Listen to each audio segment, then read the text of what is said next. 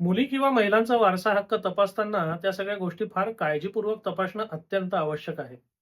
आणि गेल्या 15-17 वर्षात मी अनेकदा हे अनुभवलंय, की मुली किंवा महिलांचा वारसा हक्क तपासताना अर्धवट प्रकारचं काम केलं जातं. म्हणजे अर्धवट काम म्हणजे नेमकं काय? तर वडिलांकडनं त्या मुलीला वारसा हक्क आहे का? कायद्याच्या चौकटीत वारसा हक्क बसतोय का? असेल तर किती? ह्या सगळ्या गोष्टी 2005 मध्ये कायद्यात झालेली सुधारणा आणि त्याच्यानंतर आलेले विविध निकाल याच्या पार्श्वभूमीवर तपासण्यात येते. ते काही चुकीचं आहे असं माझं म्हणणं नाही, पण ते अर्धवट आहे. कारण कोणतीही मुलगी ही जशी वडिलांची वारस असते, तशीच ती तिच्या आईची सुद्धा वारस असते.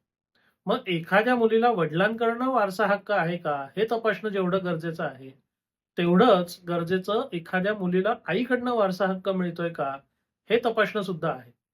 विशेषतः हे आपल्याला कधी तपासायला लागतं, तर जेव्हा वडिलांचं निधन आईच्या अगोदर झालेलं असतं, तेव्हा ही गोष्ट आपल्याला विशेषत्वाने तपासायला लागते. उदाहरणार्थ समजा आपण असं गृहीत धरू, की कायद्याप्रमाणे एखाद्या मुलीला वडिलांच्या निधनाच्या दिवशी वारसा हक्क नाही. मग वडिलांच्या निधनानंतर त्यांचा मुलगा आणि त्यांची पत्नी यांना तो वारसा हक्क गेला.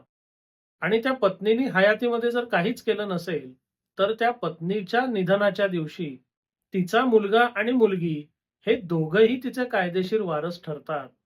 म्हणजे वडिलांकडनं थेट वारसा हक्क मिळेल किंवा नाही मिळेल, तो कायद्याच्या चौकटीत बसेल किंवा नाही बसेल, हा मुद्दा असू शकतो. पण असा कोणताही मुद्दा किंवा अशी कोणतीही चिंता आईच्याकडनं आपल्याला वारसा हक्क मिळेल किंवा नाही मिळेल याबाबत घेण्याची गरजच नाही. कारण वडिलांचे वारस कोण किंवा वडिलांचे वारस मुली ठरतात का यामध्ये कायद्यात बदल झालेला आहे. पण एखाद्या महिलेच्या वारसांमध्ये मुलीचा समावेश हा अगदी सुरुवातीपासून झालेला आहे.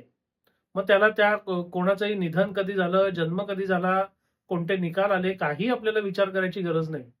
एखाद्या महिलेला जर अपत्य म्हणून मुलगी असेल आणि त्या महिलेने मृत्यूपत्र वगैरे काहीही न करता जर तिचं निधन झालं असेल, तर तिच्या मुलीला मुलाप्रमाणेच समान वारसा हक्क हा निश्चितपणे मिळतो. म्हणून कोणत्याही मुलीचा किंवा महिलेचा वारसा हक्क तपासताना केवळ वडिलांच्या दृष्टिकोनातनं किंवा वडिलांचा वारस म्हणून अर्धवट तपास करू नका. वडिलांनंतर आई हयात होती का? आईकडनं या मुलीला वारसा हक्क मिळू शकेल का? हे सुद्धा तपासा. म्हणजे तुम्ही योग्य निष्कर्ष काढू शकाल आणि पुढे त्या अनुषंगाने योग्य निर्णय घेऊ शकाल. धन्यवाद.